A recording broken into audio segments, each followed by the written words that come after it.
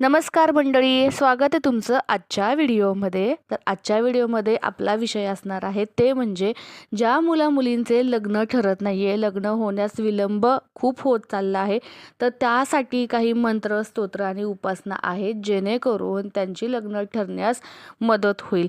तर ते आपण आज या व्हिडिओमध्ये पाहणार आहोत. पण त्याआधी तुम्ही माझ्या ह्या देवभक्ती आयुष्य ह्या यूट्यूब चॅनलला प्लीज सबस्क्राईब करायला विसरू नका आणि त्याचबरोबर ह्या व्हिडिओला लाईक करा, शेअर करा आणि तिथे असलेल्या बेल आयकनला नक्की प्रेस करा जेणेकरून तुम्हाला माझे नवनवीन व्हिडिओचं नोटिफिकेशन तुम्हाला येत राहील. तर आजचा विषय आपण पाहणार आहोत लग्न. तर लग्न ही गोष्ट खूप छान आहे मंडळी आणि त्याच्या व्याख्याही खूप वेगवेगळ्या आहेत लग्नाच्या. तर ज्याप्रमाणे मनासारखा जोडीदार मिळणे ही फार भाग्याची गोष्ट आहे. मनासारखा आयुष्यात माणसाच्या आयुष्यात खूप सारे मोड येतात, वळणं येतात, ज्यापैकी जन्म होणे, शिकणे, छान नोकरी मिळणे, हे सगळं आपलं एक सुरळीत आयुष्य चाललेलं असतं आणि त्यानंतर एक मोठं वळण येतं आपल्या आयुष्याला, ते म्हणजे लग्न. तर लग्न म्हणजे काय? तर लग्न ही फार मोठी बाब आहे आणि आजकाल ती खूप गंभीर गोष्ट देखील होत चालली आहे, जेणेकरून खूप साऱ्या लग्नांना, मुलींना रखडली चालली आहेत लग्नामुळे. तर लग्न म्हणजे काय? तर एकमेकांच्या आयुष्यात एकमेकांची साथ देणं म्हणजे लग्न. एकमेकांवर रुसणं, फुगणं, मनवणं म्हणजे लग्न. एकमेकांवर हक्क गाजवणं म्हणजे लग्न. पण लग्न हे होणं आयुष्यात येणारा नवीन जोडीदार, भागीदार. पण या सगळ्या गोष्टी आयुष्य जगण्यासाठी आपल्याला आधी लग्न होणं गरजेचं आहे मंडळी. आपले भारताची संस्कृती खूप छान आहे आणि त्यामध्ये लग्न ही गोष्ट खूप पवित्र मानली जाते. याचा कारण आपल्या लग्नामध्ये खूप अटी, नियम असतात. नवरा बायकोमध्ये बंधनं घातली जातात, ज्यामुळे ते कायमस्वरूपी एकमेकात अडकले जातात. सप्तपदी होतात, त्यामध्ये एकमेकांना आयुष्यभर पुरतील एवढी वचन दिली जातात. यामुळे आपलं नातं सहजासहजी तुटत नाही मंडळी. पण आजकालची संस्कृती थोडीशी वेगळी होत चाललेली आहे, त्यामुळे आपल्या मुलींचे थोडेसे विचार बदललेले आहेत मंडळी. पण आता या सुंदर या गोष्टीचे खूप प्रॉब्लेम होत आहेत, ते म्हणजे लवकर लग्न न होणे किंवा न ठरणे. प्रत्येकाला हा उत्सुकतेचा प्रश्न असतो. शिक्षण झालं, नोकरी लागली की एकच टप्पा, तो म्हणजे लग्न.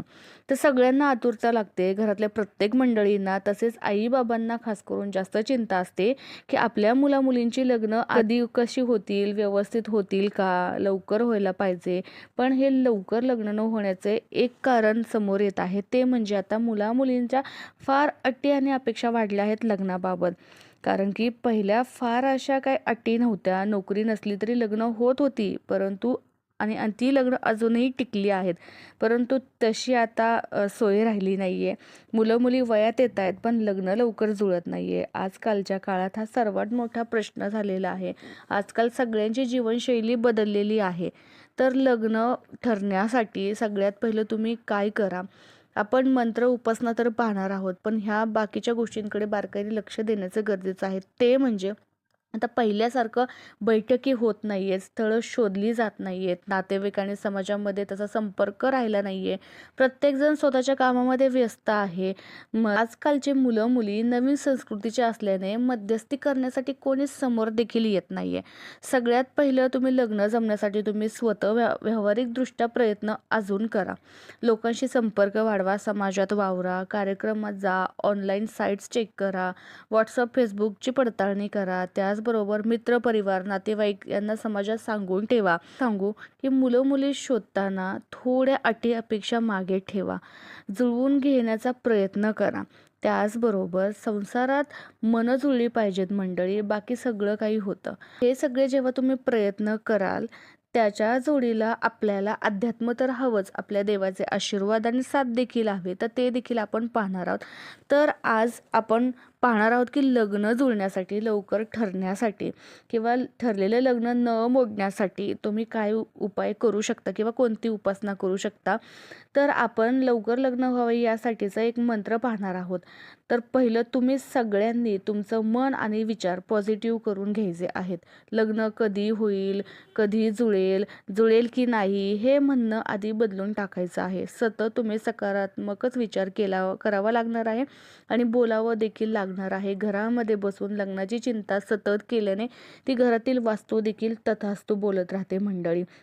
त्यामुळे पहिल्यांदा तुम्ही तुमचे विचार बदलायचे आहेत, तुमची वाणी बदलायची आहे. त्याचबरोबर विचार सकारात्मक ठेवायचे आहेत. मग आपल्या कुलदेवतेची आराधना करायचं थांबवायचं देखील नाही आहे. कुलदेवतेची साधना तुम्हाला करावीच लागणार आहे. कारण आपल्या कुलदेवतेच्या इच्छेनुसार आपल्या आयुष्यामध्ये काही देखील घडणार नाही आहे. तर हे सगळं झाल्यानंतर एक मंत्र आहे. तो मंत्र आपण पाहणार आहोत. तर मंत्र उच्चार असा आहे की वयं केवल बालिकाया अपेक्षयाम तथा च भवत किमपि न अपेक्षयाम. हा मंत्राचं तुम्ही नामस्मरण करायचं आहे. त्याचबरोबर दुसरा देखील मंत्र आहे, तो गणपती देवाचा आहे. तर गणपतीसाठी आहे, गणपती आपले विघ्नहर्ता आपण त्यांना म्हणतो. प्रत्येक शुभप्रसंगी पहिल्यांदा त्यांचं आपण नामस्मरण करतो. ओम गणपतेय नमः हा मंत्र रोज 21 वेळा किंवा 108 वेळा त्यांचं नामस्मरण करू शकतो. त्याचबरोबर तिसरा मंत्र आहे, तो म्हणजे शिवपार्वतींचं स्मरण आहे. तर लग्नासाठी पार्वती देवीची उपासना करणं ही परंपरेने मानत आलेली आहे मंडळी. तर पार्वती देवीची जर उपासना मंत्र करणार असेल तर शुक्रवारी किंवा सोमवारी त्यांचा साधा जप नामस्मरण करू शकता. आणि शिवजींचा करायचा असेल तुम्ही ओम नमः शिवाय, किंवा पार्वती देवीचा असेल तर ओम पार्वतेय नमः असा जप तुम्ही करू शकता. पण अर्थात शेवट सांगायचं झालं मंडळी, तर तुम्ही व्यावहारिकदृष्ट्या जास्त जोर देणं गरजेचं आहे आणि त्यालाही जोड अशी मंत्र आणि स्तोत्र उपासण्याची आहे. तर हे प्रयत्न करत राहा. नक्कीच तुमचं ह्या 2026 साली नक्कीच लग्न होण्यास मदत होईल.